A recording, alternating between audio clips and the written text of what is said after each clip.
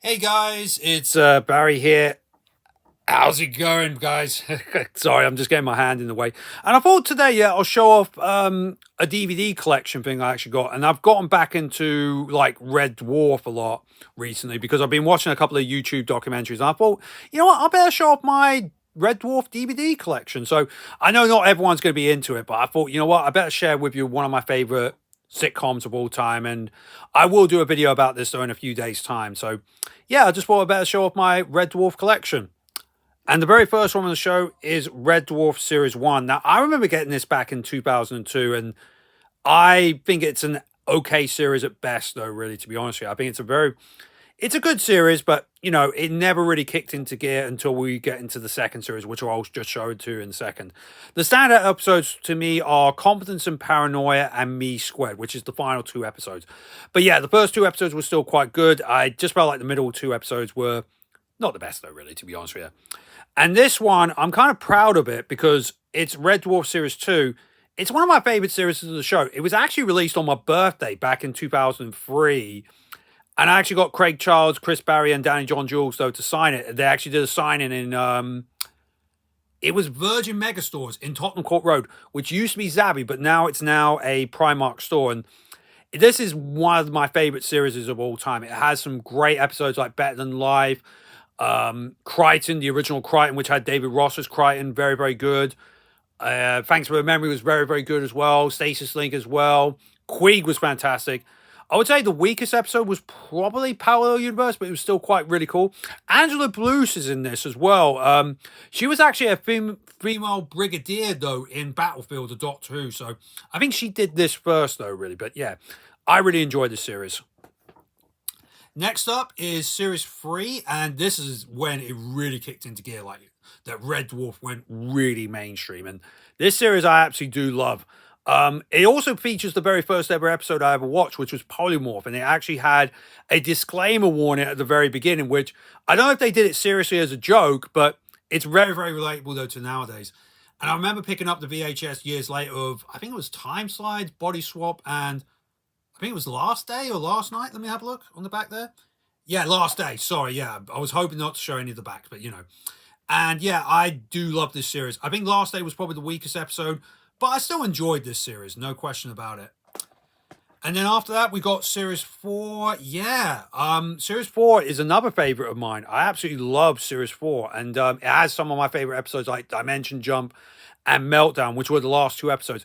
Now, when it was shown on TV, they actually messed up the episode order. You know, it was a repeat thing and they messed it up. And I think there were one or two episodes that were in the right place, but, you know, I think they were trying to go for a different order in that. But yeah, other than that, I think it's a very, very good series. The first two episodes are probably the weakest, which is Camille and DNA, but Dimension Jump and Meltdown, which I heard, yeah, fans did not like that particular one. I was really surprised by that, but I actually enjoy Meltdown. I really do enjoy it, but yeah, definitely worth checking out though, really, as well. Next up is Series 5. Now, I like Series 5, and I remember watching it when we got the VHS tapes, and there is some really cracking episodes. I really enjoy Quarantine when Rimmer goes insane with Mr. Flibble.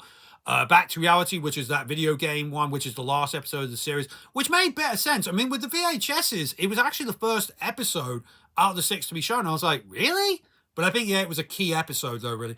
Demons and Angels really creeped the hell out of me a little bit.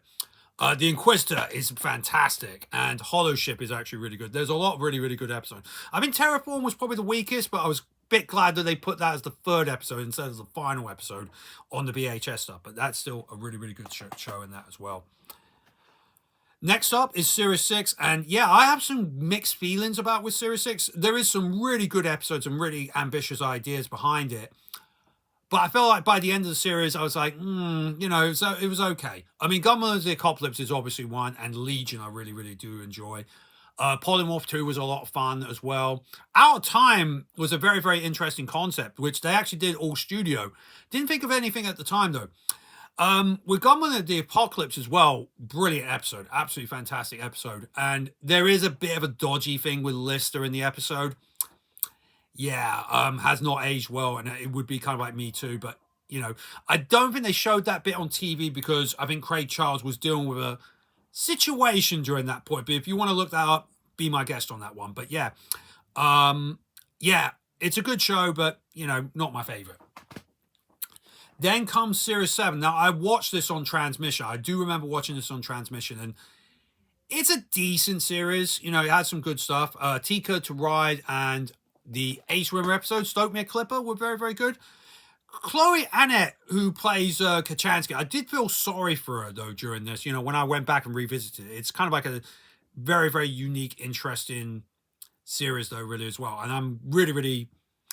And I think it's still the weakest of all of them, but, it has a lot of convoluted ideas, but it was still fun, though, to watch.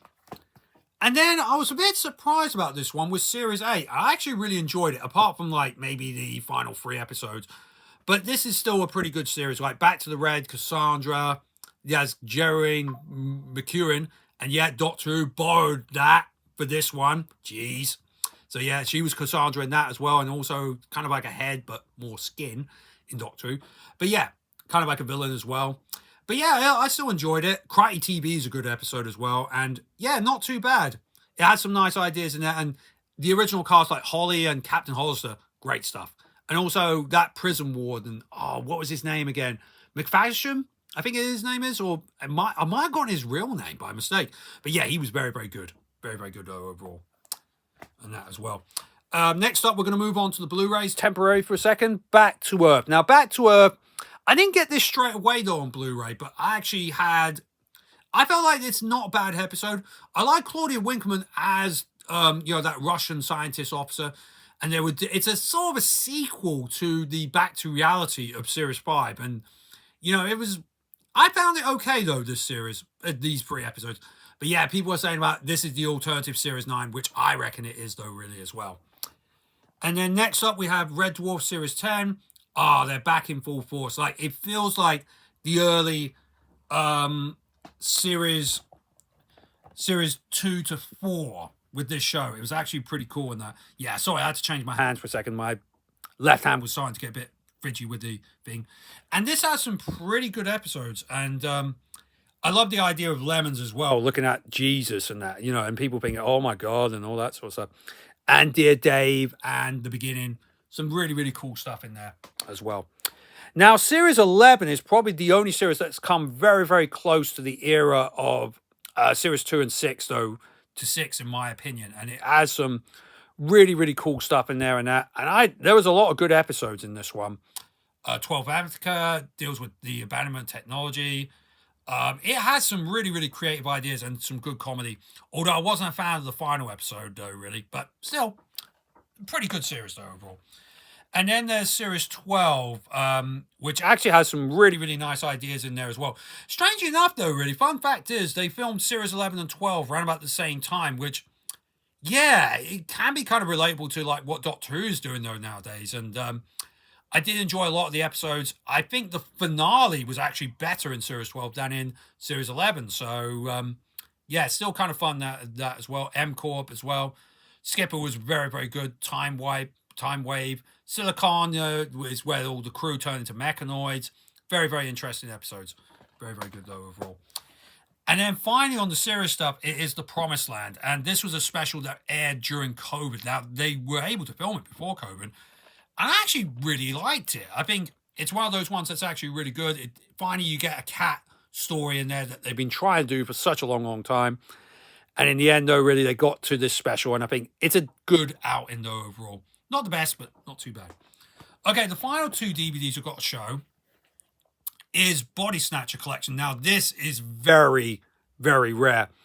It's the remastering of the first 3 series. I think they were trying to sell it to other countries. That's what Doug was told by the BBC. The only way we could sell it to other countries is if you have to update the visual effects and all that sort of stuff. In the Red Dwarf community, even me as well, I don't like these at all. But the good thing about this collection, it does have a making of the first 2 series, which wasn't in the original DVDs of Series 1 and 2. But then from Series 3, they decided, though, to include the makings of. And yeah, this is a nice little collection there. The factory that actually did these DVDs actually burnt down, I think, in a fire and that. So this is why it's incredibly rare, though, to actually have this. On the Blu-ray, I think they just have the makings of documentaries, but none of the episodes remastered. So it's kind of interesting to see how it actually looks in that. But yeah, 1 or 2 remasterings were quite good, but then there was a few that I was like, no.